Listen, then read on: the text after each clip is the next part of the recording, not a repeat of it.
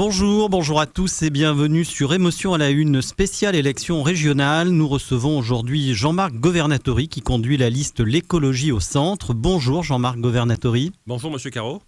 Jean-Marc Governatori, vous deviez participer à une liste d'union de la gauche et des écologistes et on vous retrouve à la tête de votre propre liste au régional. Que s'est-il passé ? À un moment donné, il faut se dire la vérité. L'action politique consiste à faire de la pédagogie et à créer les conditions pour une parfaite qualité de vie des habitants du territoire concerné. Et à partir du moment où on n'a pas fait une liste écologiste et qu'Europe Écologie a souhaité faire une liste de gauche, je ne pouvais y rester puisque les idéologies de gauche comme les idéologies de droite ont montré leurs impasses. Aujourd'hui, la solution pour tous, c'est un programme écologiste. Ce programme écologiste, c'est l'écologie au centre dans cette élection. En lâchant Jean-Laurent Féliziat qui mène la liste d'union de la gauche la veille de la présentation de cette liste, est-ce que vous n'avez pas le sentiment de lui avoir replanté un couteau dans le dos ? En fait, les dates ont de l'importance pour moi. Donc, c'est le mercredi 5 mai que j'ai appris que sur les 6 têtes de liste départementale, il y en avait 4 à la gauche et 2 d'écologistes, M. Féliziat et moi. J'ai appris que 60% des éligibles éventuels seraient de gauche. Ça, je l'ai appris le 5 mai. Donc, le 6, j'ai décidé de sortir, après que j'ai eu cette information. Et effectivement, vous avez raison, M. Caro, la conférence de presse était le 7. Mais si on m'avait prévenu avant qu'on ne respecterait pas ça, je serais sorti avant. Le dernier sondage Elab qui a été publié cette semaine pour BFM TV vous crédite de 6% au premier tour. C'est ce que vous visez ? Pour nous, c'est une base de travail. Faut se dire la vérité. Le fait qu'il n'y ait pas LREM, pour nous, c'est une chance, dans le sens que les électeurs et les électrices centristes se sentent orphelins. Ils ne vont pas se reconnaître tellement chez LREM et chez LR. Donc, nous sommes là pour les accueillir. Le fait est aujourd'hui que la pensée écologique a vraiment percé dans toutes les publicités chez les politiques et que l'écologie, elle peut être portée que par des écologistes. Et l'écologie au centre, elle est soutenue par Corinne Lepage et par le Parti animaliste. Si le résultat du premier tour le 20 juin correspond au sondage, vous serez en capacité de fusionner avec une autre liste qualifiée pour le second tour. Vers qui ira votre préférence ? Jean-Laurent Féliziat, avec qui vous deviez faire équipe, ou Renaud Muselier ? Il faut se dire la vérité. Dans cette élection, il y a un adversaire grave. Il y a un monsieur qui a soutenu Bachar al-Assad, qui est soutenu par Le Pen, et qui a osé dire dans Nice Matin et Var Matin que Poutine était un démocrate autoritaire et qui par ailleurs soutenait l'Azerbaïdjan contre les Arméniens. Vous parlez de Thierry Mariani. Je parle de Thierry Mariani. Donc nous avons 2 priorités. L'écologie au centre a 2 priorités. D'une part que M. Mariani perde et d'autre part l'application du projet de société écologiste. Donc si M. Muselier est le mieux passé pour ça, nous fusionnerons avec M. Muselier à nos conditions. Le sondage qu'on évoquait indique que 73% de vos électeurs voteraient plutôt pour la liste de Jean-Laurent Féliziat au second tour. Comprendraient-ils, ces électeurs, que vous fassiez le choix de Renaud Muselier ?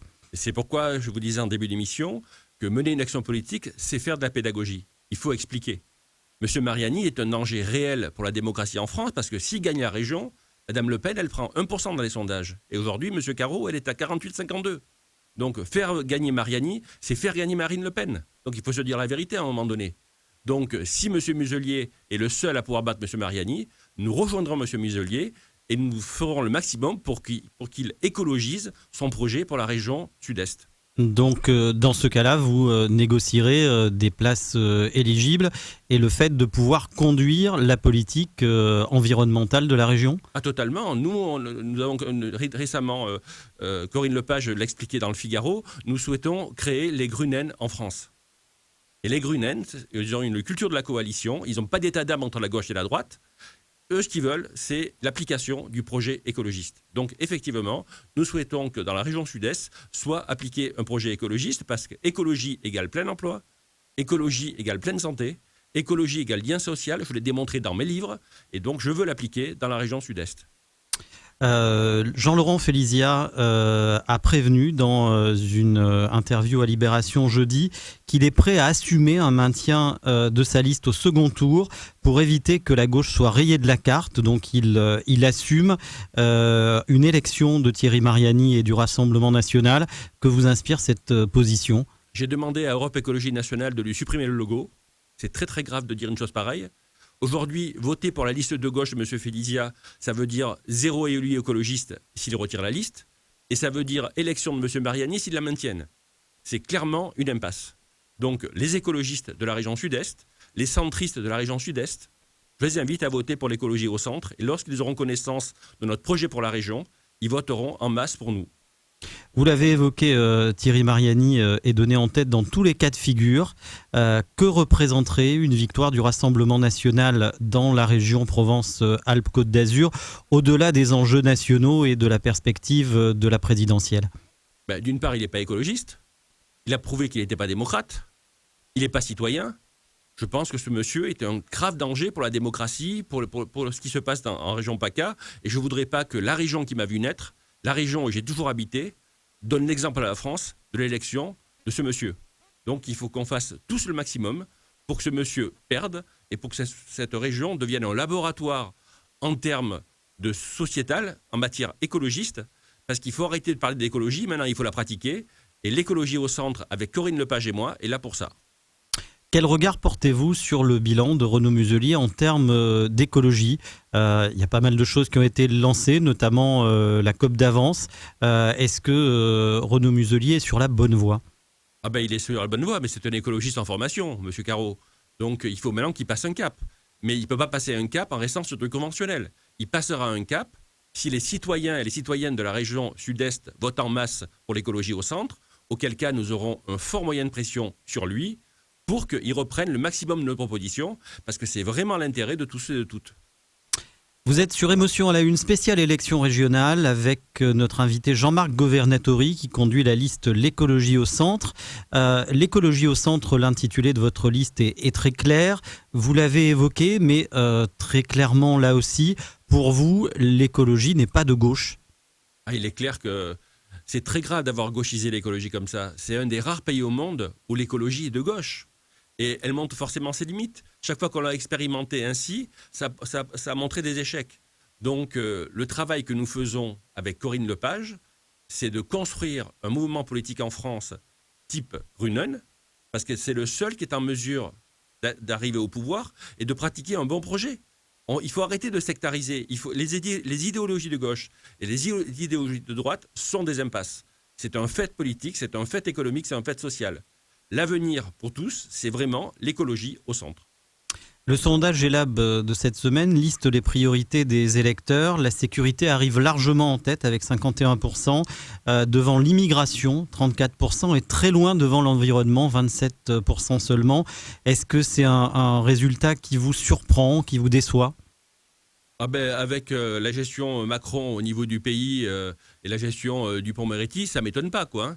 Mais la sécurité des biens et des personnes, elle n'est pas du tout ignorée par les écologistes centristes, bien sûr que non. La sécurité des biens et des personnes est un élément important, c'est clair. Et là aussi, il faut remonter aux causes. On ne dit jamais, le FN, il parle tout le temps de sécurité, il oublie de préciser que 80% des personnes qui sont en prison sont des personnes qui n'ont pas eu le bac. 50% des personnes qui sont en prison n'ont aucune formation. Il y a 10% d'illettrés. Donc, il faut remonter aux causes. Il faut faire cesser par ailleurs ce sentiment d'impunité. Donc, il faut arrêter de dire qu'on va être sévère si on ne l'est pas. Donc, c'est clair qu'il y a des mesures simples à prendre. Regardez les faits. Et puis, avec ça, on arrive à des résultats. Et je veux parler aussi de sécurité alimentaire, de sécurité énergétique. Je veux rappeler à celles et ceux qui nous écoutent que la dépendance alimentaire de la région sud-est est de 90%.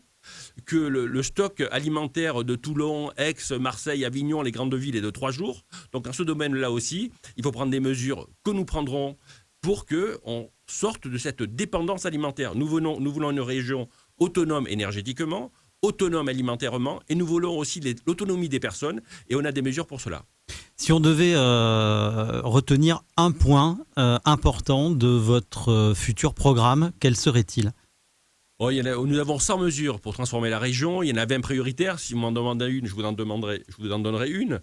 L'économie circulaire. Tout le monde en parle, personne ne l'a fait. Aujourd'hui, il n'y a que 20% des déchets qui sont recyclés dans la région. L'économie circulaire, c'est du plein emploi, M. Caro. C'est du plein emploi, ce sont des emplois locaux, c'est moins de pollution et c'est plus de pouvoir d'achat pour les personnes. Donc nous voulons qu'au terme du mandat, 100% des déchets produits par les personnes et les entreprises de la région PACA soient recyclés. Et on évaluera ça chaque année. Et il faudra des moyens considérables pour y arriver. Ben non, justement. Quand on regarde ce qui est appliqué à Stockholm, ce qui est appliqué à Fribourg, ce qui est appliqué à Los Angeles, on s'aperçoit que finalement, c'est pas très coûteux, au contraire. On peut faire beaucoup d'économies. C'est comme la rénovation énergétique. La rénovation énergétique, si réellement vous isolez et que vous donnez les moyens à la rénovation énergétique, eh bien, l'économie d'énergie, sur 15 ans, elle paye l'investissement initial. Quand on est écologiste, on est aussi gestionnaire. Je vous rappelle que j'ai été nommé 2 fois meilleur gestionnaire de France. Je sais de ce dont je parle. Et je vous dis qu'une économie circulaire bien appliquée, une rénovation énergétique bien appliquée, ce sont des emplois et pas de dépenses supplémentaires pour la région. Vous avez présenté vos 6 têtes de liste départementales. Ce sont 6 femmes. Pourquoi ce choix ? Il se trouve que je fais 2000 km de train par semaine pour voir toutes mes délégations en France. Donc j'ai vraiment le temps de réfléchir, de lire, de regarder des documentaires. Et de partout, il y a des mecs. Donc c'est vrai à l'ONU, c'est vrai à la Banque mondiale, c'est vrai au FMI, c'est vrai à la Banque centrale européenne. C'est incroyable cette prédominance masculine. Donc à un moment donné, il faut donner leur place aux femmes. Donc j'ai été très heureux que pour la liste l'écologie l'écologie au centre, il y a eu 6 femmes qui ont souhaité être tête de liste départementale. Je dois reconnaître que ça m'a fait vraiment, vraiment plaisir de présenter ça, parce que l'avenir de la politique dans notre pays, ce sont les femmes. Et je suis heureux que là aussi nous l'incarnions. Merci beaucoup Jean-Marc Governatori. Prochain rendez-vous d'émotion à la une samedi prochain à 13h. Bon week-end à tous. Merci Monsieur Caro.